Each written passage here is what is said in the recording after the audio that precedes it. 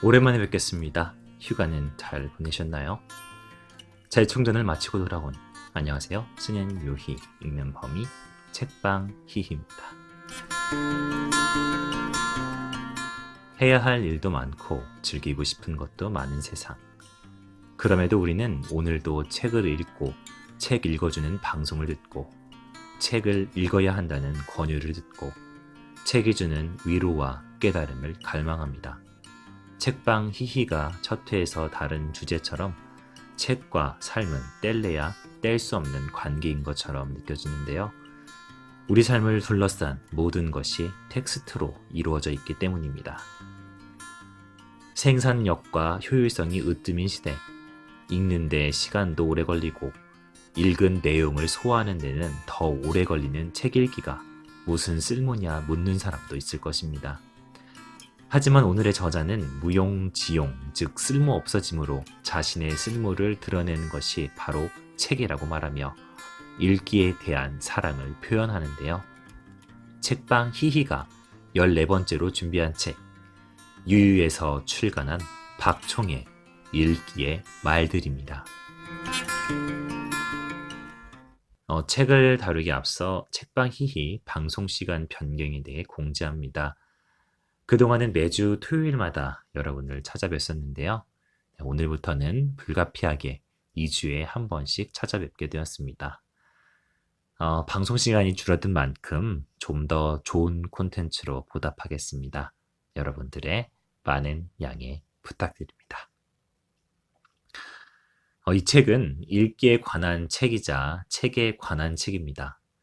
하나의 책 속에 수많은 책과 인용구들이 등장하는데요. 그 첫 번째로 읽기의 자유와 권리에 대한 재미있는 인용구를 소개하고 싶습니다. 27페이지입니다. 프랑스 작가 다니엘 페나크는 소설처럼 해서 읽기에 얼마나 많은 자유와 권리가 있는지 보여준다. 책을 읽지 않을 권리, 건너뛰며 읽을 권리, 책을 끝까지 읽지 않을 권리, 책을 다시 읽을 권리, 아무 책이나 읽을 권리, 보바리즘, 즉 상상이나 소설 속으로 도피하는 것을 누릴 권리, 아무 데서나 읽을 권리, 군데군데 골라 읽을 권리, 소리내서 읽을 권리, 읽고 나서 아무 말도 하지 않을 권리. 저는 이 10가지 중에서 첫 번째가 가장 인상 깊은데요. 읽기의 권리에 대해 말하는데 읽지 않을 권리를 말하는 것이 참 역설적이고도 흥미롭습니다. 저자는 또한 책을 다루는 방식에 대해서도 이야기합니다. 저는 빌린 책이 아닌 산 책은 때에 따라 밑줄도 긋고 귀퉁이도 접으면서 지저분하게 읽는 편인데요. 여러분은 어떠신가요? 30페이지, 31페이지입니다. 책은 거칠게 다루는 것이 좋다. 나중에 헌 책방에 팔기 위해서라도 깨끗하게 보겠다는 식의 구두쇠 발상은 버리는 것이 좋다. 다치바나 다카시. 사람을 사랑하는 방식이 각양이듯 책을 사랑하는 방식도 각색이다. 책의 상책이라도 날까 갓난아기처럼 애지중지하는 이가 있는가 하면 아끼는 책이라도 대수롭지 않게 다루는 이가 있다. 다치바나 다카시처럼 거칠게는 아니지만 거침없이 사랑했다.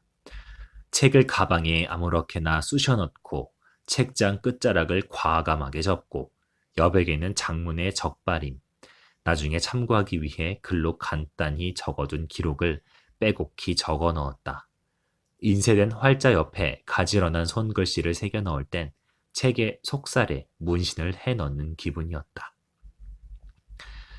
우리가 이렇게까지 책을 거침없이 다루고 사랑하며 읽는 것은 새로운 지식을 얻기 위한 이유도 있지만 무엇보다 우리 자신을 더욱 잘 이해할 수 있기 때문이란 생각이 드는데요. 56페이지, 57페이지입니다. 책의 위무를 받아본 사람은 안다. 책을 읽고 이해하는 작업은 실상 자신을 읽고 이해하는 작업임을. 독서가 만만치 않은 분투의 작업임은 여기에서 기인한다. 마르틴 발전은 책을 읽는 사람은 언제나 책을 통해 책을 아는 것이 아니라 자기 자신을 이해하는 것이라고 했고, 클리프턴 패디먼은 옛 책을 다시 읽게 되면 당신은 그 책 속에서 전보다 더 많은 내용을 발견하지는 않는다. 단지 전보다 더 많이 당신 자신을 발견하게 된다고 했다. 책에서 새로운 것을 접할 때 우리네 가슴이 뛰는 까닭은 이전에 몰랐던 사실에 눈을 떴기 때문이 아니다. 이미 내 안에 지니고 있거나 적어도 내 영혼과 어떻게든 연결되어 있는 것을 발견했기에 흥분하는 것이다. 그렇다면 내 안의 곳간을 어떻게 채워야 하나? 내면의 텍스트를 더하는 방법은 경험과 독서 말고는 없다. 이러나 저러나 읽을 수밖에. 책은 또한 자신이 기존에 갖고 있던 고정관념을 깨뜨리는데 무척 유용한 도구가 되기도 합니다.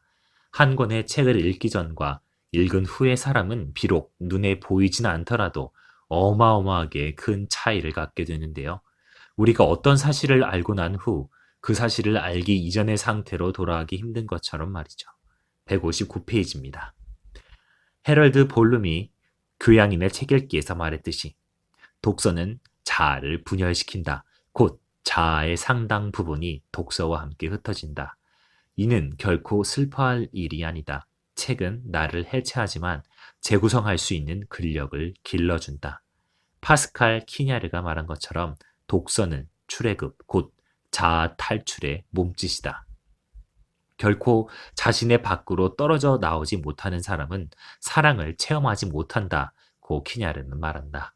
사랑하기 위해서라도 책을 읽어야 한다. 고단한 삶을 견디는 동안 이 세상에서 유일하게 바라는 보상은 책 읽기라고 말하는 저자. 읽는다는 행위가 저자에게 보상이 된다면 여러분에게 읽는 것은 어떤 의미인가요? 오늘의 가장 인상 깊은 한 구절로는 책에 인용된 앙드레 지드의 말을 꼽고 싶습니다. 221페이지입니다. 나는 한 권의 책을 책꽂이에서 뽑아 읽었다. 그리고 그 책을 꽂아 놓았다. 그러니 나는 이미 조금 전에 내가 아니다.